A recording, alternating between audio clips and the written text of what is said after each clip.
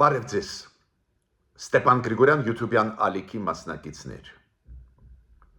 Ողջունում եմ ձեզ բոլորիդ։ Այսօր հուլիսի 1-ն է։ Այսօր էլ մենք ունենք անչափ կարևոր հարցեր քննարկելու։ Երեկ մենք սկսեցինք խոսել Կայա Կալասի այցելության մասին Հայաստան։ Այսօր կշարունակենք։ Կայա Կալասը արտգործնախարարն է Եվրամիության, նաև անվտանգության հարցերով հանձնակատար, անչափ կարևոր դեմք Եվրամիության շրջանակներում ու իր այցելությունը արդյունքները այսօր իր այցելության արդյունքները այսօր մենք ձեզ հետ կամփոփենք։ Շատ կարևոր պայմանագիր կնքեց Հայաստանը Եվրամիության հետ, շատ կարևոր փաստաթղթի հետ կապված ավարտվեցին բանակցությունները, ընդլայնված համագործակցություն մենք կունենանք Եվրամիության հետ։ Այսօր անպայման դրա մասին կխոսեմ։ Պարզա Կայա Կալասը նաև պրես-կոնֆերանս անցկացրեց Արարատ Միրզոյանի հետ, արտգործնախարարի հետ Հայաստանի, նաև հանդիպում ունեցավ վարչապետի հետ Հայաստանի, շատ ուշագրավ բաներ ասվեցին։ Այդ կարևորագույն թեման այսօր կլինի։ Լավրովը, Ռուսաստանի արտգործնախարարը, Ղրղստանում հապ երկրների արտգործնախարարների նիստում եւ հետո լրագրողների հետ շփվելիս ստեր տարածեց Հայաստանի մասին ի պատիվ Արարատ Միրզոյանի, որը Կայա Կալասի հետ այդ ժամերին Երևանում անցկացնում էր պրես-կոնֆերանս, Արարատ Միրզոյանը կոշտ արձագանքեց, միանշանակ ողջունում եմ այդ կոշտ արձագանքը։ Ինչի մասին է խոսքը, կխոսենք մի քանի րոպեի հետո։ Անչափ կարևոր այսօր հարց մենք կքննարկենք, ինչի հետ է կապված այս սրումը երկու ավտորիտար ռեժիմների միջև Ռուսաստանի եւ Ադրբեջանի։ Ես միշտ ասել եմ, որ դա կապված է Լեռնային Ղարաբաղի հարցի հետ։ Այս սրումը, որ մենք տեսնում ենք գոնե վերջի 3-4 ամսվա մեջ, նաև Ալեքսանդր Դուգինի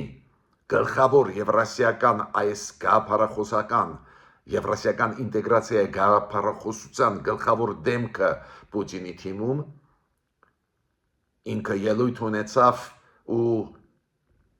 դա մոտավորապես 3 ամիս առաջ, 4 ամիս առաջ ու ասեց, որ Ալիևը խաբեց Պուտինին, այդ դրա մասին մենք կխոսենք։ Դրա հետևանքներն են այն փաստը, որ Ալիևը խաբեց, ֆրցրեց Պուտինին։ Պուտինը նվիրեց Լեռնային Ղարաբաղ Ալիևին, դրա դիմաց Ալիևը պետք է ինտեգրվեր, մտներ Եվրասիական տնտեսական միության մեջ, Ալիևը ֆրցրեց ու դրա արդյունքները այդ խաբեության Ալիևի մենք այսօր տեսնում ենք։ Իրոք լարված հարաբերություններ, ձերբակալություններ փոխադարձ Ռուսաստանում, Ադրբեջանում իրար դեմ քայլեր, բայց հիմքում պնդում եմ Լեռնային Ղարաբաղի հարցը։ Ու այսօր ես ձեզ կբերեմ փաստարկներ, որոնք ապացուցում են, որ իմ ենթադրությունը ճիշտ էր, ավելին վերջի ժամանակներս դրա մասին նաև սկսեցին խոսել ռուս փորձագետները, եւ պրոպուտինյան, եւ հակապուտինյան։ Շատ հետաքրքիր ստեղ զարգացումներ են, պետք է ուշադիր հետևենք այդ զարգացումներին։ Ուրեմն մի քանի այս ձևի թեմաներից մենք այսօր կխոսենք, միջև սկիզբը իմ ելույթի ուզում եմ ասել, որ խնդրում եմ բաժանորդագրվել, կիսվել, լայքել, նաև ֆինանսական աջակցություն տալ մեր YouTube-յան ալիքին, որ մենք կարողանանք շարունակել այս մեր էֆեկտիվ ու ակտիվ աշխատանքը։ Տեսակ, մեկ հատել մեր կողմից կանխատեսումը ցույց տվեց, որ մենք ճիշտ ենք։ Այո, մենք ճիշտ ենք, երբ որ ասում ենք, որ Պուտինը նվիրեց, ծախեց Ալիևին Լեռնային Ղարաբաղը, դրա դիմաց սպասելով, որ Ադրբեջանը մտնի Եվրասիական տնտեսական միություն։ Այդ ենթադրությունը վաղուց է ես հնչեցրել եմ ձեր առջև Ստեփան Գրիգորյան YouTube-յան ալիքի մասնակիցների ու այսօր փաստերը ջրերես են դուրս գալիս։ Հիմա դրա մասին նաև խոսում են, որ նվիրված էր Լեռնային Ղարաբաղը Պուտինի կողմից Ալիևին։ Խոսում են հայտնի ռուս փորձագետներ եւ պրոպուտինյան եւ հայտնի ընդդիմադիր Պուտինին ընդդիմադիր հայտնի ռուս փորձագետներ շատ հետաքրքիր զարգացումներ են գնում եկեք հետևենք ուրեմն Նիկոլ Փաշինյանը ելույթ ունեցավ ինչքան հասկանում եմ ինքը մեր ԱԱՑ-ի աշխատողների հետ հանդիպում ունեցավ ինչքան հասկացա մեր անվտանգության գործակալության ազգային անվտանգության գործակալության ու ինքը ասեց որ մեր ԱԱՑ-ն բավական հաջող պայքարում է այն մարտահրավերների դեմ որոնք առաջանում են Հայաստանի առջև եւ մեր հայ ժողովրդի առջև ինքը ասում է այս մարտահրավերները կարող էին ապակայունացնել Հայաստանը եւ ստեղծել անվտանգության հետ կապված խնդիրներ հայ ժողովրդի համար պետության համար բայց ԱԱՑ-ն բավական հաջող էֆեկտիվ դրանց նեյտրալիզացնում է ես պետք է ասեմ որ չպետք է մենք մեր ուշադրությունը թուլացնենք այո այս պրոֆիլակտիկ ձերբակալությունները կալանավորումները իրոք կանխեցին լրջագույն վտանգներ կախված մեր պետության գլխին իրոք համաձայն են որ մարտահրավերները լուրջ են ու Հայաստանը կարողացավ այս վերջի մեկ ամսվա մեջ արձագանքել այս վտանգներին բավական adekvat համաձայն եմ բայց այդ վտանգները ու նոր վտանգները չեն չեզոքացվել ամբողջությամբ բազմանում են այդ վտանգները ուրեմն կառավարությունը պետք է ուշադիր հետևի այդ զարգացումների օրինակ վտանգներից մեկը այն հայտարարություններն էին որոնք արեց Սերգեյ Լավրովը Ռուսաստանի արտգործնախարարը Қырғызստանում ես ասել եմ ձեզ երեք անցնում էր 3 արտգործնախարարների նիստը ՀԱՊԿ կազմակերպության 6 երկիր Հայաստանը սարեցրեց իր անդամակցությունը ՀԱՊԿ-ում 5 երկրների արտգործնախարարները հավաքվեցին ու եւ նիստում եւ Լավրովը հետո լրագրողների հետ հանդիպելիս հնչեցրեց մտքեր որոնք շատ վտանգավոր են մեզ համար ինքը ասեց որ մենք համարում ենք Հայաստանը լիարժեք անդամ ՀԱՊԿ-ի բայց Հայաստանը պետք է հիշի որ լիարժեք անդամ լինելը դա պարտավորություններ են թող Հայաստանը չմոռանա պարտավորություններ մենք սարեցրեցինք մեր անդամակցությունը ՀԱՊԿ-ում մենք դժգոհ ենք որ ՀԱՊԿ-ը չարձագանքեց երբ որ Ադրբեջանը մտավ Հայաստանի տարածք 2022 թվին հիշում եք սեպտեմբերին հասավ գրեթե ջերմուկ իրանք մեզ սպառնում են ասում են չէ դուք լիարժեք անդամ եք ու դուք ունեք պարտավորություններ ու ինքը ասեց Լավրովը նաև ֆինանսական դուք ունեք պարտավորություններ անդամավճարը պետք է մուծենք ինքը ասեց Լավրովը որ մենք ֆիքսեցինք որ այս անգամ էլ Հայաստանը չմասնակցեց ու Արարատ Միրզոյան արտգործնախարարը Հայաստանը չեկավ Қырғызստան մենք չենք ճնշում գործադրում Հայաստանի վրա Հայաստանի պաշտոնյաների վրա բայց մենք սպասում ենք պարզեցում իրավիճակի իրենք չեն ուզում մեր առջև պարտականություն կատարել քննադատել Ադրբեջանի հարձակումը Հայաստանի տարածքի վրա մեզ էլ սպասում են մենք ինչ անենք ուզում եմ Լավրովին ասում մենք ենք ձեզ սպասում այլ ոչ թե դուք մեզ ու պարզ է Լավրովը ասեց որ վատ կավարտվի Հայաստանի համար եթե իր դաշնակիցներին անտեսում է իր գործընկերներին անտեսում է ու ոչ մի օգուտ դա չի տա Հայաստանին սպառնալիքներ բայց դրանով չբավարարվեց Լավրովը ասեց որ մենք չենք ուզում միջամտել Հայաստանի ներքին գործերի մեջ բայց հարձակումները հայ առաքելական եկեղեցու դեմ ուղված հայկական եկեղեցու դեմ ուղված մեզ մոտ առաջացնում է մտահոգություն Լավրովը ասում է միշտ եկեղեցին հայ ժողովրդի համար շատ կարևոր դեր էր խաղում ու մենք չենք ուզում որ հայ առաքելական եկեղեցին ենթարկվի հարձակումների իշխանությունների կողմից Նու նախ մեկ բան ուզում եմ ասել Սերգեյ Լավրովին։ Եթե դուք այդքան մտահոգված ենք հայ եկեղեցու հարցերով, եթե այդքան մտահոգված եք, դուք գիտեք, որ այսօր, այ հիմա Լեռնային Ղարաբաղում Ադրբեջանը ոչնչացնում է մեր եկեղեցիները, մեր ժառանգությունը։ Այդ ինչի չեք մտահոգվում։ Այդ ինչի մտահոգվեցիք շատ հասարակ հարցով, որ երկու եկեղեցականներ, ովքեր մտան քաղաքական դաշտ ու սպառնում էին ուժով փոխել իշխանությունը Հայաստանում, դուք իրանց հարցով մտահոգված եք։ Բայց չեք մտահոգվում մեր հայ առաքելական եկեղեցու ժառանգությամբ ոչնչացումից Ադրբեջանում, Լեռնային Ղարաբաղում։ Շատ զարմանալի մոտեցում է Լավրովի կողմից։ Պատասխան տվեց Արարատ Միրզոյանը։ Դուք գիտեք, Արարատ Միրզոյանը երեք անցկացրեց պրես-կոնֆերանս Կայա Կալասի հետ, Արարատ Միրզոյանը, ու ինքը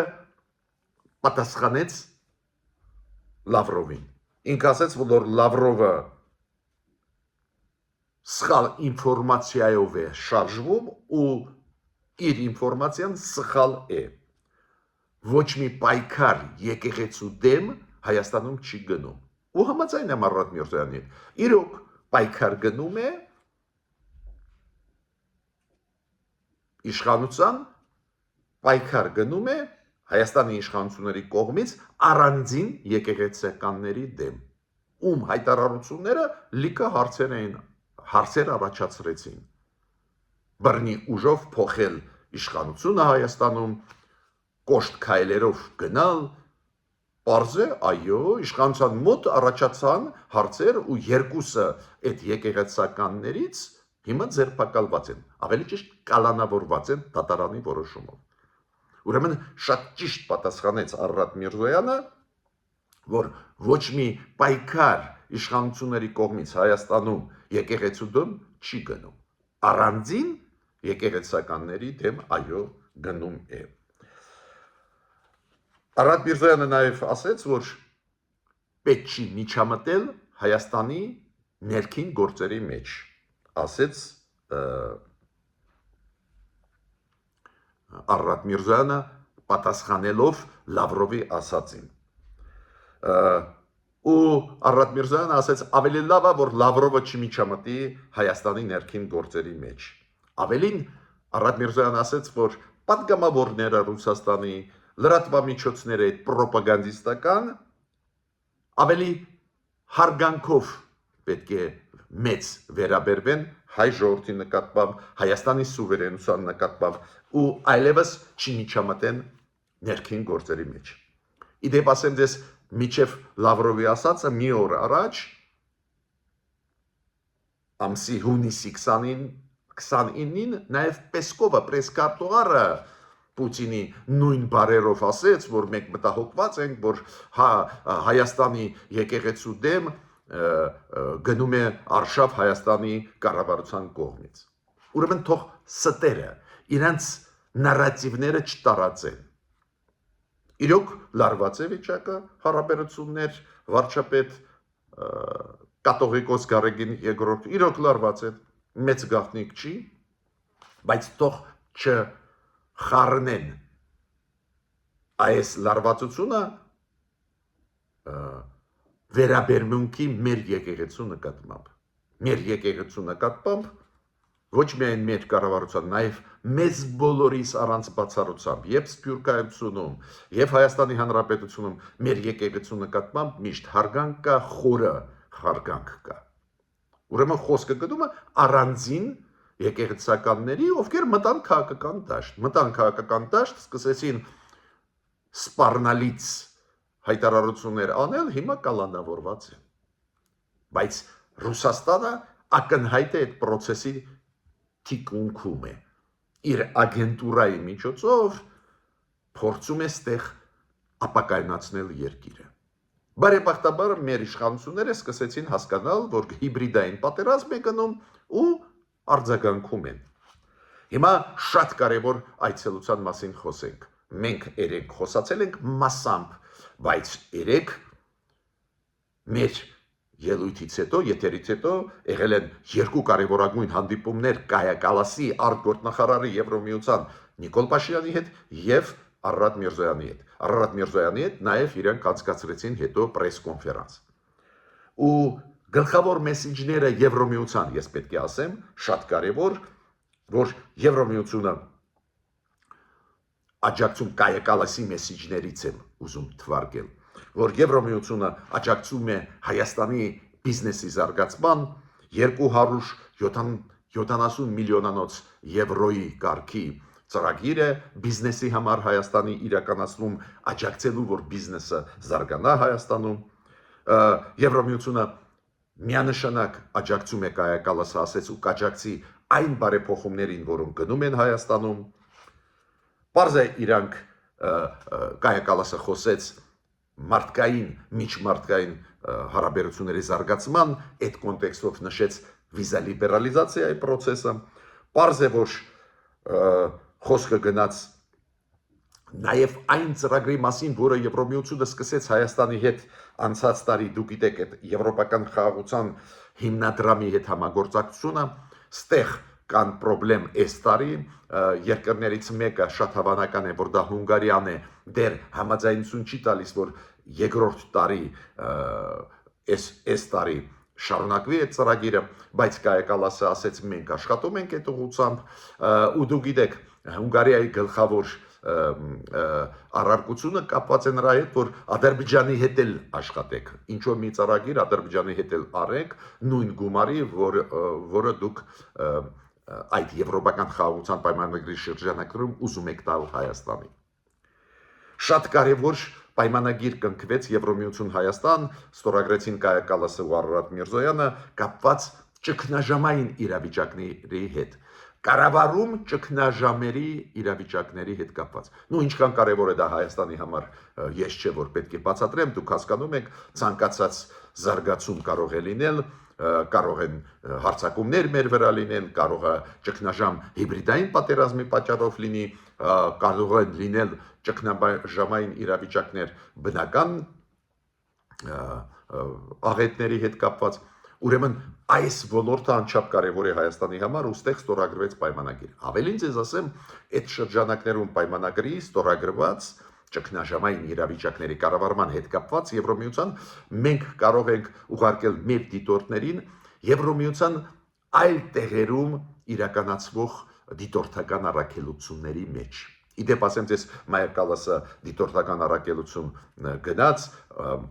Եհեգնաձոր, որտեղ որ եվրոպական դիտորդական առաքելությունը, որը սահմանները հայ ադրբեջանական դիտում է, կենտրոնը դուք գիտեք Եհեգնաձորում է, ինքը եղել է ու հատուկ նշել է, որ այդ ինստիտուտի հետ կապված ուժեղացում կլինի Հայաստանի համագործակցության հետ։ Շատ կարևոր է, որ Արարատ Միրզոյանի հետ Կայա Կալասը ֆիքսեց, որ ավարտվեց աշխատանք նոր ծրագրի,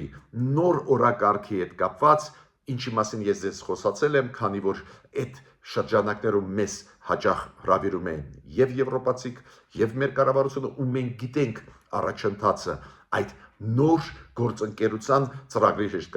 հետ կապված։ Մենք ունենք SEPA կոչված պայմանագիրը, բավական հաջող պայմանագիր, որը հիմա իրականացվում է, բայց մեր օրակարգերը ընդլայնվում են ու դա ֆիքսվեց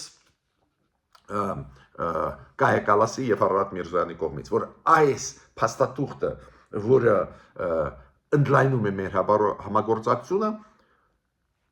աշխատանքը համաձայնեցնելու ավարտվեց։ Դա էլ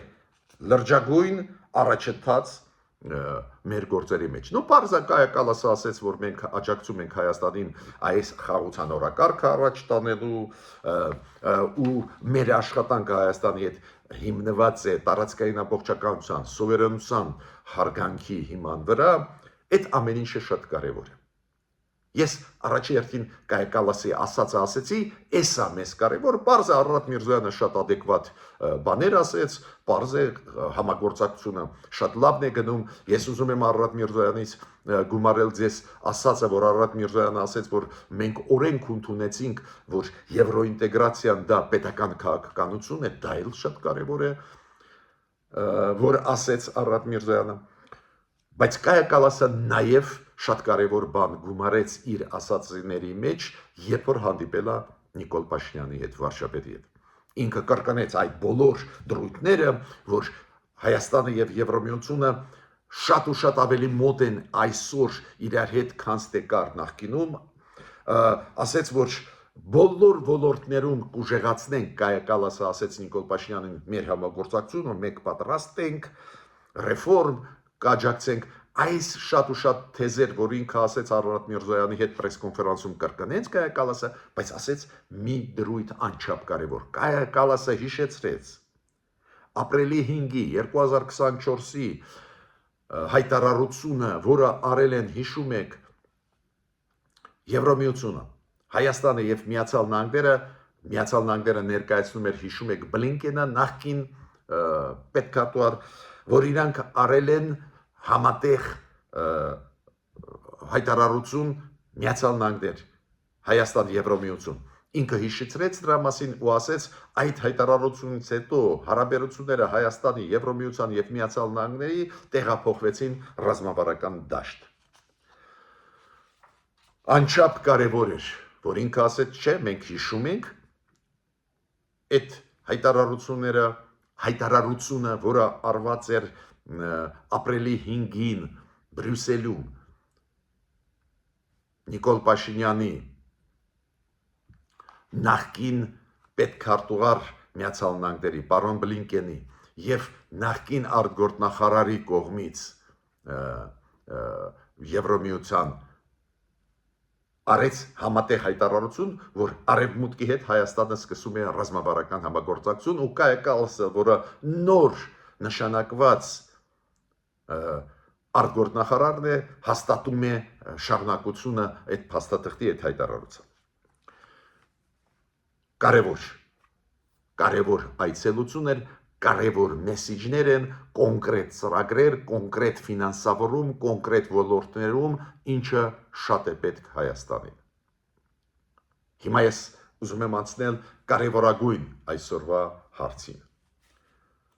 Սրումը ռուս-ազերբայջանական հարաբերություններում։ Մեկ թվում է դա խաղ է, մեկ թվում է, որ Ադրբեջանը իր հարցերը դրանով լուծում է, Ռուսաստանը իր հարցերը։ Ի վերջո երկու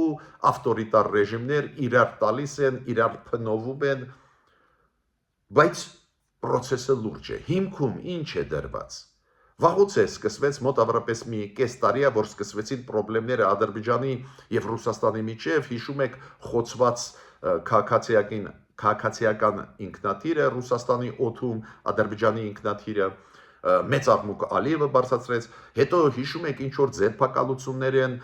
Ալիևը փակում էր ինչ որ ԶԼՄ-ներ Ռուսաստանի, ինչ որ ռուսական տներ Բաքվում, անընդհատ ինչ որ լարված հարաբերություններ ու հիմա նոր փուլ, երբ որ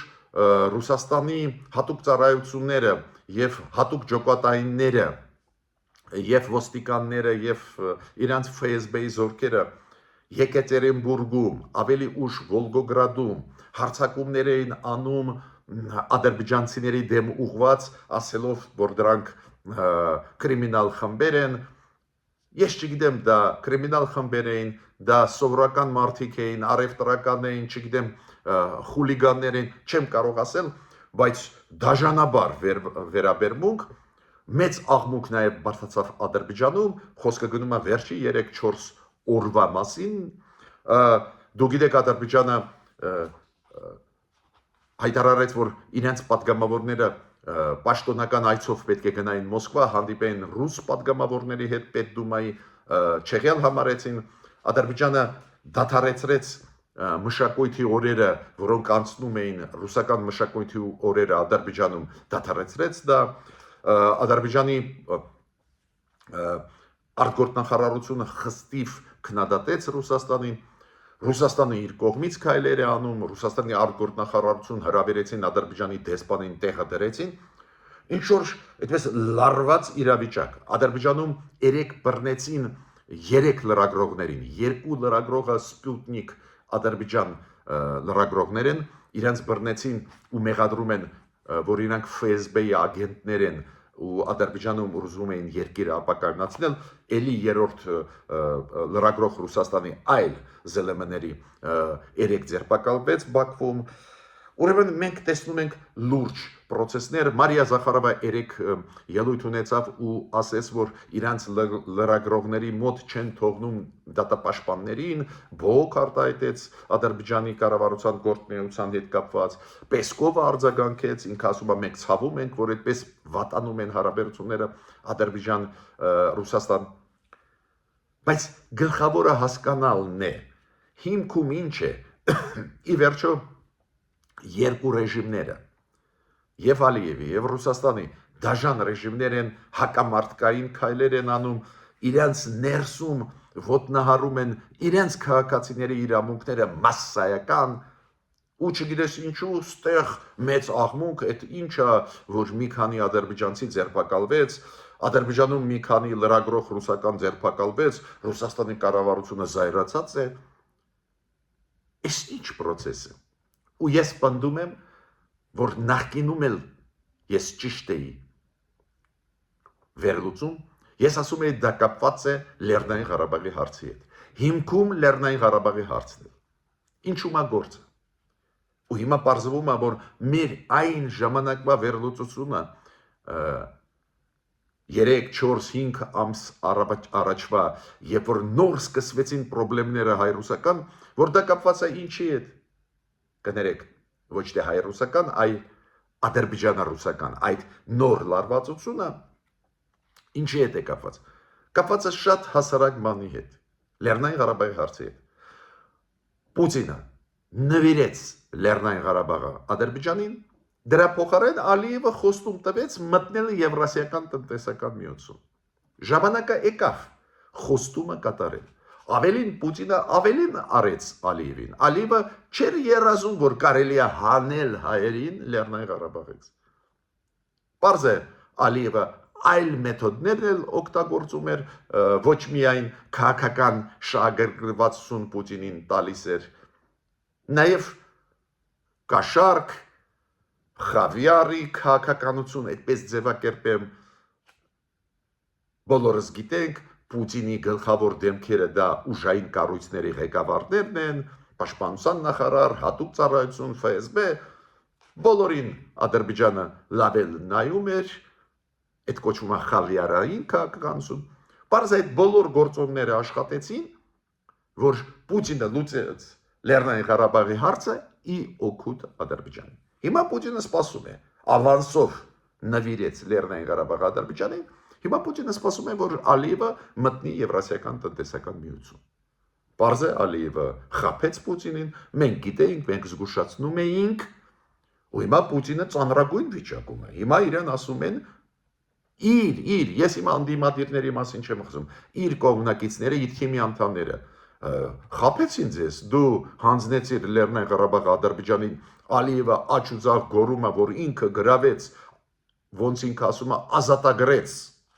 Լեռնային Ղարաբաղը, բայց դու ես Պուտին, չէ, իրան նվիրե, ու Ալիևը գիտի, որ օգնեց Պուտինը, որ ինքը տիրի Լեռնային Ղարաբաղը, հիմա Ալիևը չի անում իր մասը այդ պայմանավորվածությունների ու կողմնակիցները Պուտինի, իր թիմի անդամները ասում են պետք է պատժես, այդ քեզ խաբեց Ալիևը։ Այդ է, որ ես միշտ ասում եմ, ավտորիտար ռեժիմները, տոտալիտար միշտ հակապետական են։ Պուտինը արեց հակապետական քայլ։ Իր հիմքերը Հարավային Կովկասում Լեռնային Ղարաբաղի հայերը միանշանակ պրոռուսական դիրքորոշում ունեին, իր հիմքերը ինքը ջարդեց։ Ու շատ կարևոր է հասկանալ դա, հասկանալ, որ ոչ թե Ալիևը կարողացավ հաղթել պատերազմում, ես գիտեք դեմ եմ պատերազմների, բայց Ալիևը բաց ասում է, որ ինքը ուժով լուծեց այդ հարցը, ոչ, Ռուսաստանը աջակցեց։ Այդ մենք ասել ենք ու հիմա սկանդալ է գնում։ Ով վառեց Պուտինին։ Ալեքսանդր Դուգինը, այն գաղափարախոսը, որը մոտավորապես 2014-15 թվականներին համոզեց Պուտինին, որ Հարավային Կովկասում Եվրասիական պետության ստավկա դնելը Եվրասիական ինտեգրացիայի վրա պետք է լինի Ադրբեջանը, այլ ոչ թե Հայաստանը։ Դա է պատճառը, որ Ռուսաստանը, հիշում եք, մենք ասել ենք Լավրովի պլան, մոտավորապես ծնվեց 2013-14 թվականներին, որ ամեն ինչ լուծել ի օգուտ Ադրբեջանի, տալ Լեռնային Ղարաբաղը Ադրբեջանին, այդ Լավրովի պլանն է հենց, ու գաղափարախոսը հենց այդ Դուգինն էր, այդ հայտնի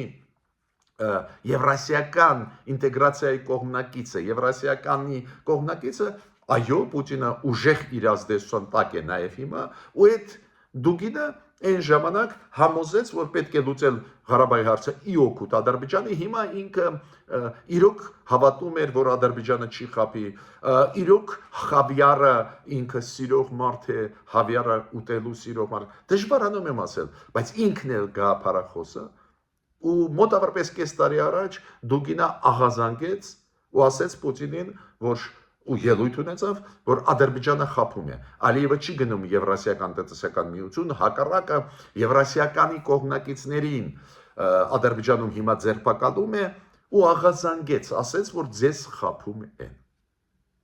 Ու հիմա Ռուսաստանը ուզում է պատժել Ալիևին կամ մեսիջ է ուղարկում, որ վատ կլինի, եթե չկատարես իր ասածը։ Ալիևն էլ չի կատարում, Ալիևն էլ խաղ է տալիս, պարզը ինչի ինքը պետք է Եվրասիական տնտեսական միություն մտնի, եթե ինքը ռազմավարական ստրատեգիկ համագործակցություն ունի Իսրայելի հետ, Թուրքիայի հետ, Պակիստանի հետ,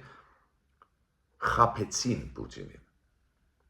Այ հիշում եք Պուտինը ասում է ՆԱՏՕ-ն չենք թողնի տարածաշրջան, որ մոտենա Ռուսաստանի սահման, Պուտինի խայտարակ քաղաքականությունը բերեց նրան, որ եւ Ֆինլանդիան եւ Շվեդիան դարձան ՆԱՏՕ-ի անդամ։ Կյանքում իրանք այդ բանը չէին ուզում, բայց Պուտինի սխալ քաղաքականությունը, անմիտ քաղաքականությունը դրան բերեց։ Նույնը Պուտինի քաղաքականությունը բերեց նրան, որ միակ տեղը, որտեղ որ պրոռուսական տրամադրությունները կային, Ղարաբաղն է, Ռուսաստանը կորցրեց Պուտինի քաղաքականության պատճառով։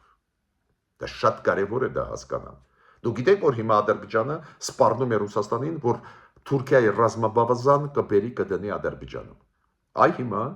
Ռուսաստանի ճնշման արդյունքում Ադրբեջանը չի ուզում, Ալիևը խաբեց Պուտինին, չի ուզում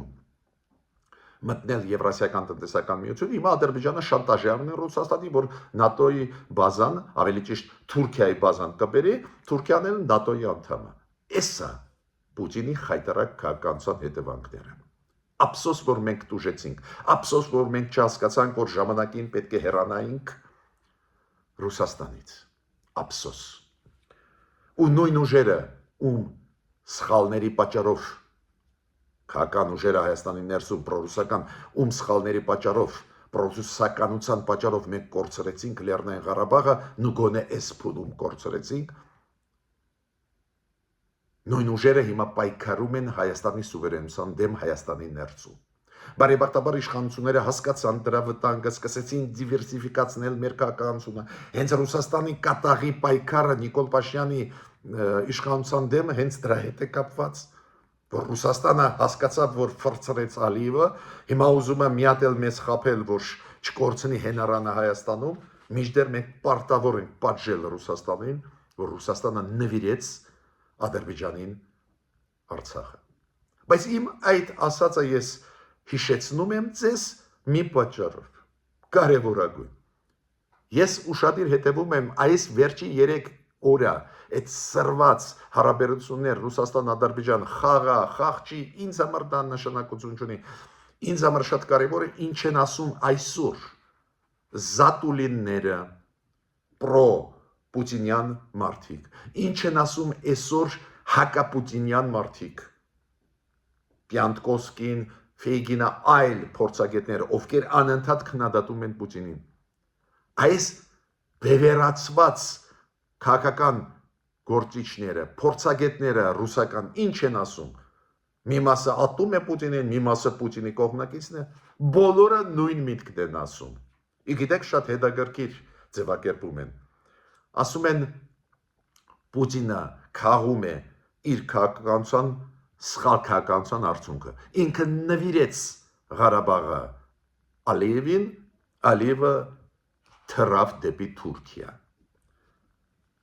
Ու հենց այն ինչ որ մենք էինք ասում։ Այո, Պուտինը լրջագույն սխալ արեց իր հենարանը Հարավային Կովկասում ջարդելով, բերեց նրան, որ հիմա Ալիևին վրա չկա լծակ ազդելու։ Չկա Լեռնային Ղարաբաղ, չկան հայեր Լեռնային Ղարաբաղի, որ Պուտինը ասի, հա, նայի լավ պայի, թե չէ ես անկախություն կտամ Լեռնային Ղարաբաղի հայերի։ Ցավով մենք տուժեցինք այս խաղերի մեջ, ճիշտ չկողմորոշվեցինք, բայց հիմա կառավարությունը ճիշտ է կողմորոշում Հայաստանի կառավարությունը, դիվերսիֆիկացնում է, ուզում է հեռանալ Ռուսաստանից, քանի որ Ռուսաստանի քաղաքականությունը վտանգավոր է հիմա ոչ միայն Ղարաբաղի կոնտեքստով, հիմա էլ Սյունիքի կոնտեքստով։ Ու այն պրոռուսական ուժերը, որոնք վազվոզում են փողոցներում, պետք է հասկանան, որ վտանգավոր քաղաքականություն են վարում պետության նկատմամբ, շատ վտանգավոր։ Նայեք Ալիևը ինչ է հասկանում, որ Լեռնային Ղարաբաղի հարցը փակված չի, Նախիջևանի հարցը փակված չի։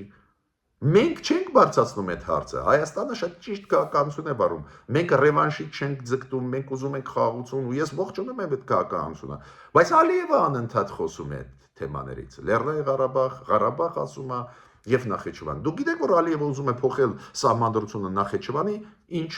պատճառով։ Քանի որ սահմանադրության մեջ Նախիջևանի գրված է, որ դա ստեղծվեց Ղարսի եւ Մոսկվայի պայմանագրերի արդյունքում։ Կոպիտ ասած պատմությունը, որ Նախիջևանը դա առաջի հանրապետության Հայաստանի մասն էր, ուզում է ջնջել։ Հասկանում եք,